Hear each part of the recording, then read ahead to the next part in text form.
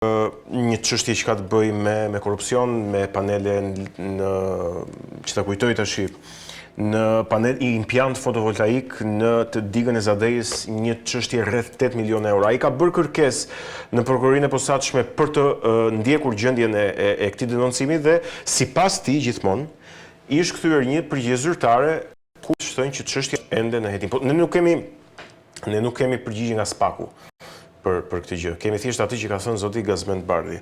Tani, për ta bërë pak më konkrete, sa janë efektive këto akuza, Arjan, të cilat duket se përsëriten çdo muaj këto denoncimet opozitës, edhe kur, po them, janë të faktuara, ose pretendohet që janë të faktuara. Kujtojmë këtu që zoti Gazmend Bardhi nuk shquhet për denoncime të dobta, kam përshtypjen. Pra, e ka aftësinë që të godasi fort përmes drejtësisë. Po, vetëm unë për vete tregojmë shumë delikat për të ndjekur përmbas argumentat e Bardhit, domethënë. Kjo është gjë që nuk e di se si ti përgjigjem kësaj pyetje. Ajo që mund të them është që për sa kohë kemi një adresim zyrtar nga një deputet i Republikës së Shqipërisë, i cili është dhe kryetari i grupit parlamentar të opozitës në SPAK, duhet vetëm të presim drejtësinë që të bëj punën e saj. Unë për vete e kam thënë mendimin tim dhe këtu jam shumë serioz sepse ky është një parim që unë e besoj thelbësisht dhe ka të bëjë me natyrën time.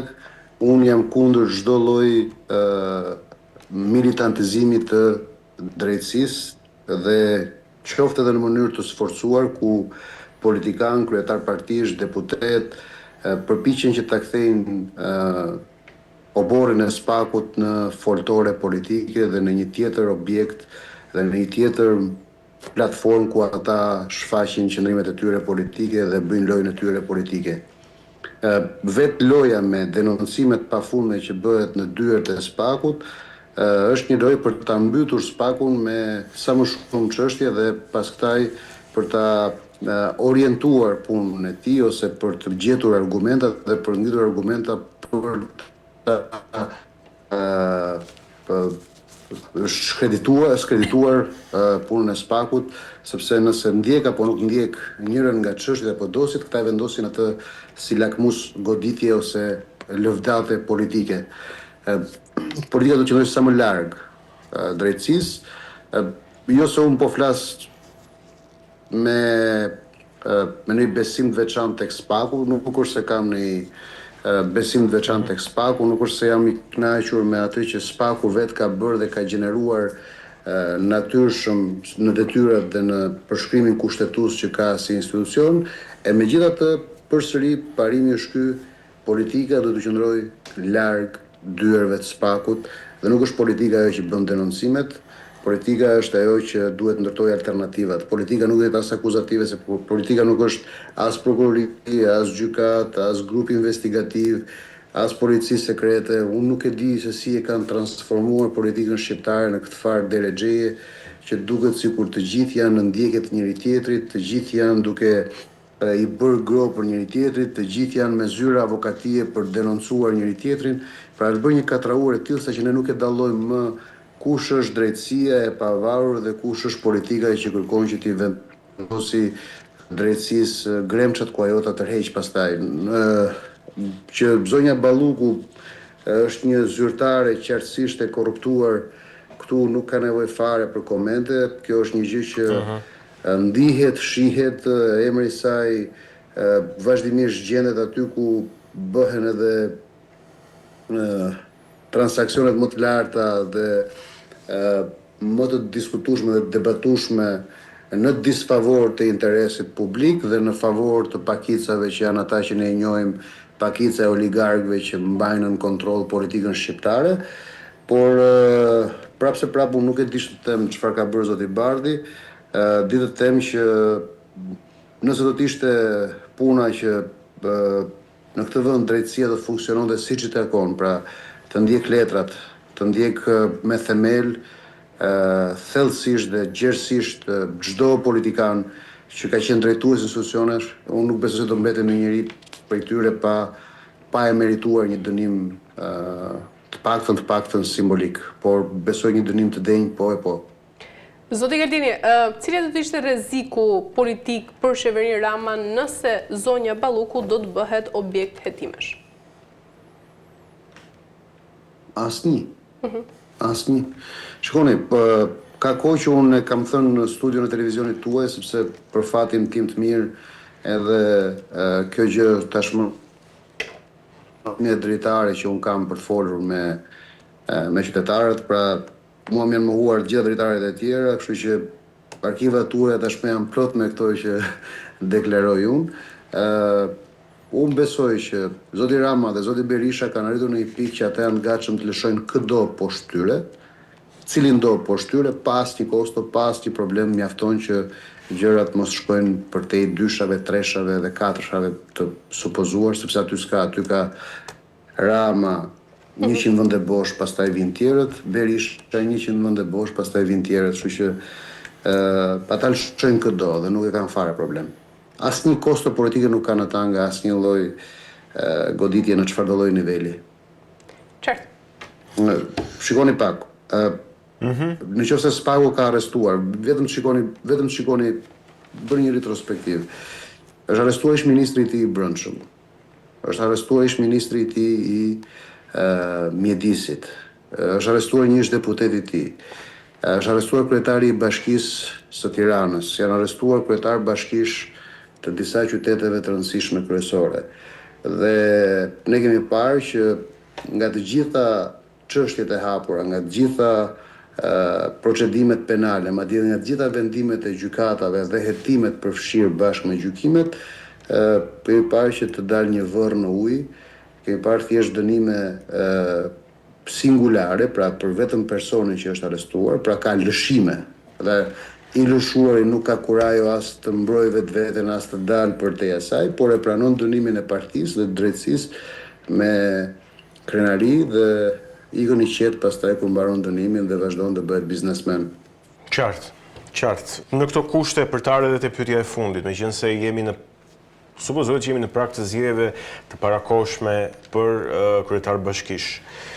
Kjo, dhe them, opozita a mendon se ka ndonjë shans që të rikthehet aty ku është edhe betejë më e fortë në krye të Bashkisë së Tiranës, si një mundësi për të nisur edhe transformimin e pushtetit qendror pastaj?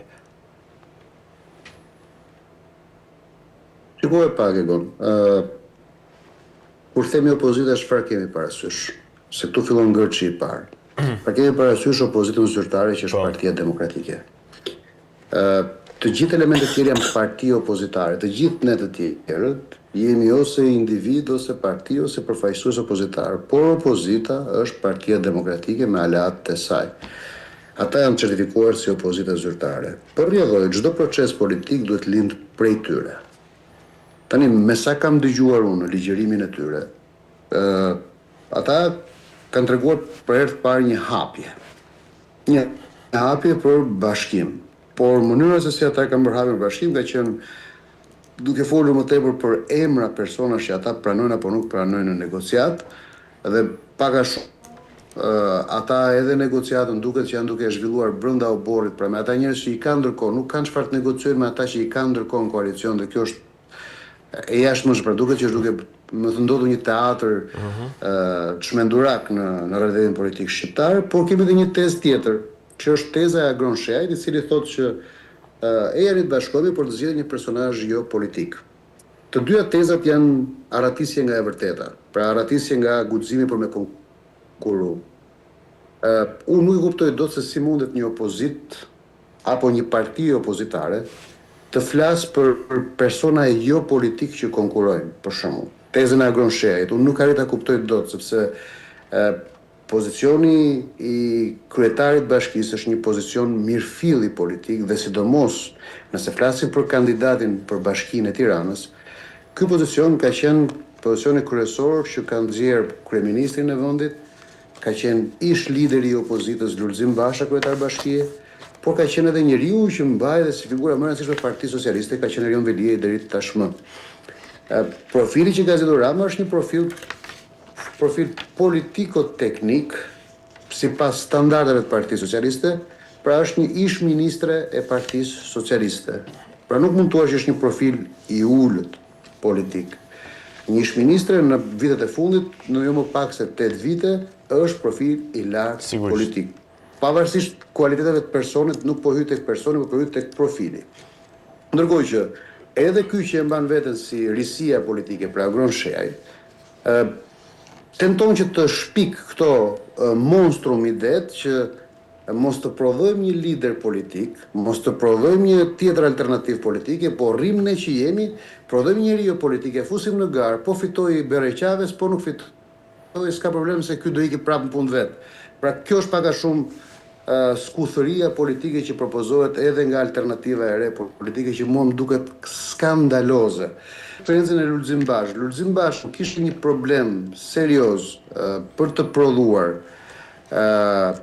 lider politik alternativ që mund ta konkurron ose mund ta hije zonën atë, ai gjithmonë shpikte këto metodika të njëri përtej politikës, jashtë politikës, pra këto janë gjëra të tejkaluara tashmë. Politika nuk është turp përgjegjësi dhe këtë do t'ua them shqiptarëve haptazi. Politika është përgjegjësi dhe është llogaridhënie. Dhe në gara politike duhet vetëm njerëz politik që marrin dhe përgjegjësi dhe japin llogari. Asnjë lider i vjetër apo i ri politik, i partive të vjetra apo të reja, të mëdha të vogla, nuk duhet të ketë frikë nga ndërtimi i profileve politike të larta, të cilat marrin përgjegjësi dhe japin llogari.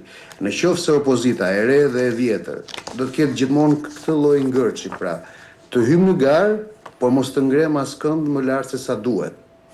Nëse këta do të vazhdojnë në këtë mënyrë, nuk do të fitojnë kurrë asnjë garë.